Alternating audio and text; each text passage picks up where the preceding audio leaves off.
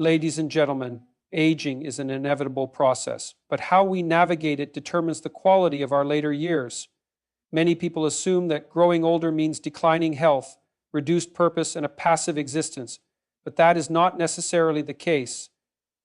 The key to a healthier and happier life after 60 is not just about what you do, but also about what you avoid. There are places, environments, and even mindsets that can drain your energy, weaken your body, and deteriorate your mental well-being. If you want to live with vitality, wisdom, and strength, you must be intentional about where you go, whom you surround yourself with, and how you shape your daily life. Negativity is one of the most corrosive forces in human existence. It seeps into the mind, alters perception, and slowly erodes a person's sense of hope, ambition, and resilience. Environments filled with complaint and pessimism do not just reflect reality, they shape it. A person who constantly hears about limitations, injustices, and suffering begins to internalize the idea that improvement is futile, that effort is wasted, and that the only rational response to life is cynicism. This is a dangerous mindset, one that fosters stagnation rather than progress. There are places where negativity is not just present, it is the norm. These environments encourage complaining as a form of bonding, where people compete to prove who has suffered more, who has been wronged the most, and who has the least reason to hope.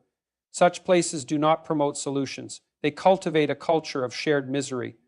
Those who enter with optimism often find themselves ridiculed, their ideas dismissed as naive, their energy drained by the sheer weight of collective negativity is not always loud and obvious. Sometimes it is subtle, manifesting as constant criticism, sarcastic remarks, or an air of resigned defeat. It can be found in workplaces where every challenge is met with complaints instead of strategy, in social circles where gossip takes precedence over meaningful discussion, and in homes where problems are analyzed endlessly but never solved. These environments condition the mind to focus on obstacles rather than possibilities, reinforcing the belief that struggle is perpetual and solutions are elusive. Complaining often masquerades as insight. There are individuals who believe that by pointing out flaws, they are being intelligent, that by highlighting what is wrong, they are serving a higher purpose, but identifying problems without offering solutions is not wisdom, it is surrender. True intelligence lies in the ability to recognize difficulties while also envisioning a path forward. An environment that merely amplifies problems without fostering action is one that should be avoided, as it breeds helplessness rather than strength. People underestimate the psychological toll of constant exposure to negativity. The brain is highly responsive to repetition. Thoughts that are frequently reinforced become deeply ingrained patterns of thinking. If a person spends enough time in an environment where pessimism dominates, their brain will begin to default to that perspective.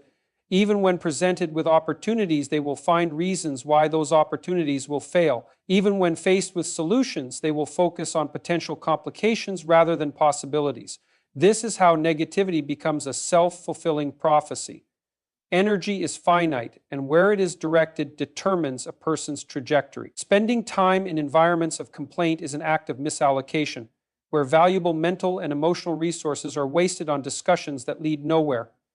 Instead of investing energy in personal growth, skill development, or meaningful pursuits, individuals in such environments exhaust themselves in cycles of frustration. The greatest tragedy is that many do not even realize this until years have been lost to conversations that did nothing to improve their circumstances. Negativity does not simply reside in physical places. It exists in digital spaces as well.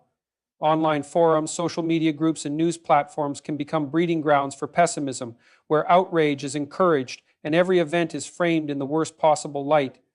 Engaging with these spaces daily conditions the mind to expect doom, to distrust any sign of progress, and to view life through the lens of fear and resentment. What a person consumes mentally is just as crucial as what they consume physically, and environments of digital negativity should be avoided just as diligently as physical ones. Not all complaints are harmful. There is value in critical thinking, in identifying issues that need addressing, in voicing dissatisfaction when necessary. But the difference between constructive criticism and habitual complaining lies in intention. The former seeks resolution, the latter seeks validation for inaction. If an environment fosters constant discussion of problems without any movement toward improvement, it serves no purpose other than reinforcing powerlessness. A person who remains in such an environment for too long will inevitably absorb this mindset, mistaking inaction for realism. Negativity is especially dangerous when it disguises itself as camaraderie. Misery loves company, and many people find comfort in shared complaints. However, true support does not mean reinforcing someone's limitations. It means challenging them to move beyond them. If an environment encourages individuals to stay in their suffering rather than helping them navigate out of it, it is not a supportive space. It is a trap. Growth requires environments that push, that inspire, that demand something greater than passive dissatisfaction. A mind conditioned to negativity struggles to recognize opportunities even when they are directly in front of it. Environments that prioritize complaints create an instinctual resistance to change, a fear of effort, and a preference for familiar suffering over unfamiliar growth. Such environments teach people to distrust ambition, to fear failure more than stagnation, and to believe that their circumstances are dictated by forces beyond their control. The longer one stays in such a mindset, the harder it becomes to escape. The people who shape an environment matter. If the dominant voices in a space are those who thrive on cynicism, who find satisfaction in tearing down rather than building up, who derive identity from victimhood rather than resilience, then that environment will slowly corrode the mindset of everyone within it. A person who values their own mental and emotional well-being must be ruthless in choosing the spaces they inhabit. Just as one would not willingly breathe in toxic air, one should not willingly immerse themselves in toxic discourse. Avoiding environments of negativity and complaint is not about ignoring reality. It is about refusing to be consumed by a perspective that inhibits action. It is about seeking spaces that encourage movement, that foster solutions, that promote resilience rather than resignation.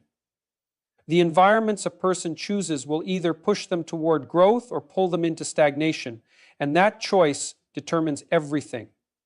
Aging is a natural process, but the way one ages is largely determined by the environments they choose. Some places encourage engagement, learning, and vitality, while others isolate individuals within their own generational bubble, cutting them off from the energy, ideas, and perspectives of younger people. It is a mistake to retreat into spaces where only the past is discussed, where every conversation revolves around nostalgia, and where the only voices heard are those of people who have already lived most of their lives. The absence of youthful influence in one's daily environment leads to stagnation, both mentally and emotionally. There is an illusion that comfort comes from being surrounded by those of the same age, that there is wisdom in sticking with those who share the same experiences. But an environment that lacks youth is an environment that lacks movement, evolution, and challenge. Growth does not come from endless discussions about how things used to be, but from engagement with how things are now and where they are headed. The more disconnected one becomes from younger generations, the harder it is to adapt, to stay relevant, and to continue contributing meaningfully to the world. Youth is not just a phase of life, it is an attitude, a force that drives progress, creativity, and ambition. When older individuals remove themselves from places where younger people thrive, they cut themselves off from this force. They lose exposure to new technologies, cultural shifts, and emerging ideas. They begin to see the world as something foreign, something confusing, something that no longer belongs to them. This sense of detachment leads to resentment, a belief that society is moving in the wrong direction simply because it is moving without them. In many cultures, the elderly play a crucial role in guiding the younger generation. They pass down wisdom, share life lessons, and provide perspective that only experience can offer. But this exchange is not one-sided. Younger generations in return offer fresh viewpoints, new ways of thinking, and a reminder that life is not just about reflection.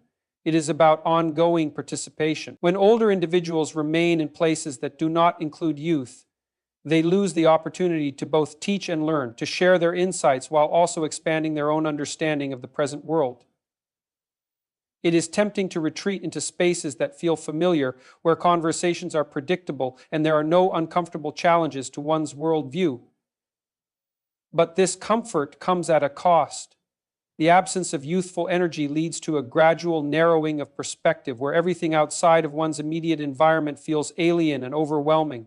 The ability to relate to younger people diminishes, making meaningful interactions more difficult. Over time, this detachment creates a sense of irrelevance, as though one no longer belongs in the evolving world. Technology has accelerated generational shifts at an unprecedented rate. Those who remain in spaces disconnected from younger people struggle to keep up with these changes, leading to frustration and confusion. The fear of new technology, of new social norms, of changing values, these are all consequences of self-imposed separation. Staying engaged with younger generations provides a bridge, a way to navigate change rather than resist it. It ensures that one remains a participant in the world rather than an observer watching from the sidelines.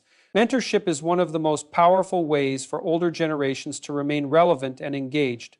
But mentorship does not happen in isolation. It requires proximity to youth, a willingness to step into spaces where younger people are present. Avoiding these spaces means missing out on opportunities to shape the future, to offer guidance that can prevent others from making the same mistakes, to provide encouragement where it is needed. The absence of older mentors in young people's lives leaves them to navigate the world without the benefit of experience, and it leaves older individuals without a sense of purpose. The idea that younger generations are uninterested in learning from their elders is largely a myth.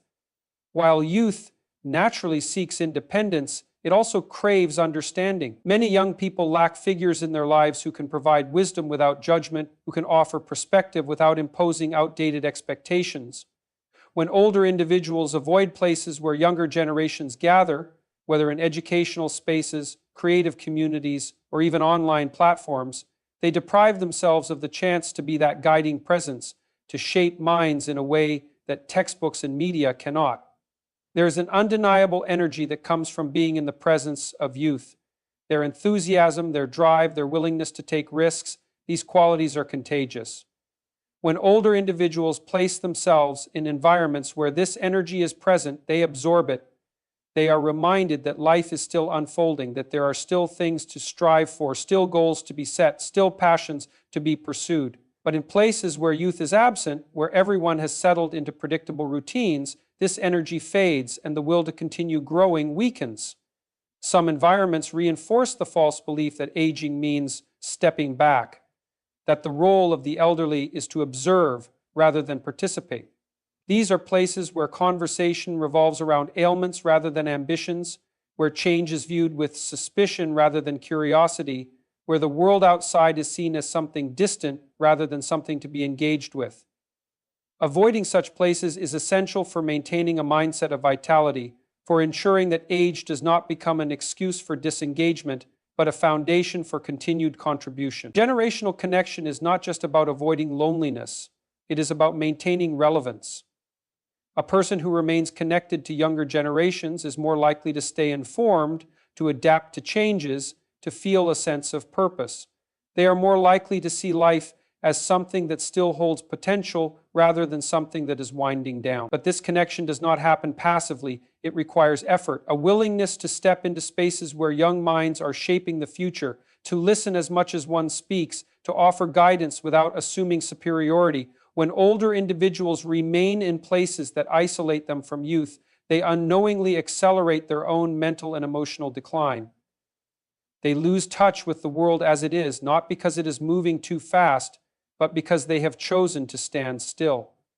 The key to aging well is not found in retreating to the past, but in remaining engaged with the present, in seeking out spaces where growth is still possible, where conversations challenge rather than simply reaffirm, where the wisdom of experience meets the energy of possibility. The human body was designed for movement.